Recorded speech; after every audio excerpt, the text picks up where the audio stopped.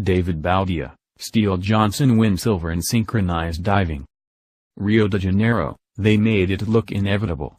From first dive to last, David Boudia and Steele Johnson performed as the Olympic silver medalists they became in an hour's time. It was all those other hours, not only in training, but in overcoming other struggles, that propelled the divers onto the podium. They gave Hamilton County one medal at the Rio Olympics, or one fewer than host Brazil and as many as sports heavyweights Spain and France. Boudia, 27, of Noblesville, and Johnson, 20, of Carmel, finished second Monday in synchronized 10-meter platform.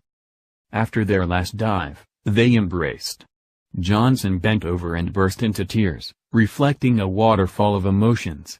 The score, a reverse 2.5 with 2.5 twists, earned 95.04 points, the most of any of their 6 dives. They said they never watched the scoreboard and never knew where they were in the standings. The last dive is the dive I struggle with, and I was so happy with how it went, said Johnson, who was Carmel's first Olympian in any sport.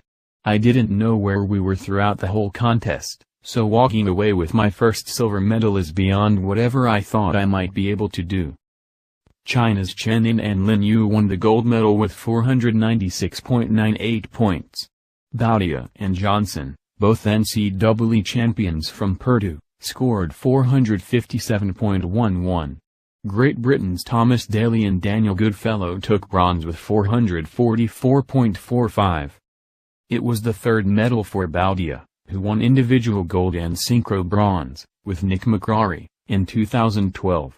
Boudia became the 7th male American diver to win as many as 3 medals, and the first since Greg Louganis won a record 5 between 1976 and 1988. Since his gold in London, Boudia had trouble becoming motivated until he was paired with Johnson, who was once a kid that Boudia picked up in the car and transported to practice. They have become as close, and as competitive, as brothers. Boudia last week released an autobiography detailing suicidal thoughts, drugs, drinking and cigarette smoking. He has said becoming a Christian changed his life, as did marriage to wife Sonny and fatherhood. His daughter, Dakota, is nearly 2. I can't wait to kiss the cheeks on my little girl, Boudia said. When Johnson was 12, he struck his head on a platform in January 2009. He recently divulged he has memory loss from that incident. When something like that happens in your life, a near-death experience, you don't know where you're going to be going with your life, Johnson said. I could have stopped diving. I could have gone back to middle school and just been normal and played different sports like football or soccer. The fact that God gave me the ability to stick with it and persevere and not have fear and anxiety about diving, it all worked out in the end. Boudia acknowledged he began this week with anxiety, even though this is his 3rd Olympics. He and Johnson calmed each other by repeating 4 to 6, meaning Philippians 4 to 6. It is a Bible verse. Do not be anxious about anything, but in every situation, by prayer and petition, with thanksgiving, present your requests to God. By the time they competed, Boudia said he felt as if he were at a training session at the Boilermaker Aquatic Center rather being watched by a worldwide audience of millions.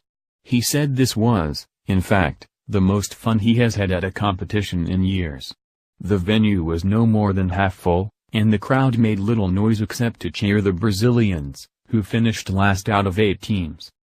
The 2 Boilermakers were so prepared for the Maria Lenk Aquatics Center, an open-air venue, that they were hoping for wind and rain. They competed in such conditions at February's Rio Test event and have trained outdoors in preparation for what they would encounter here. Boudia and Johnson next compete August 19 in preliminaries of individual 10-meter.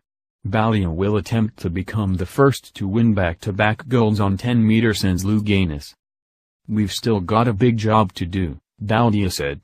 We'll celebrate this silver medal and 11 days from now try to light it up individually.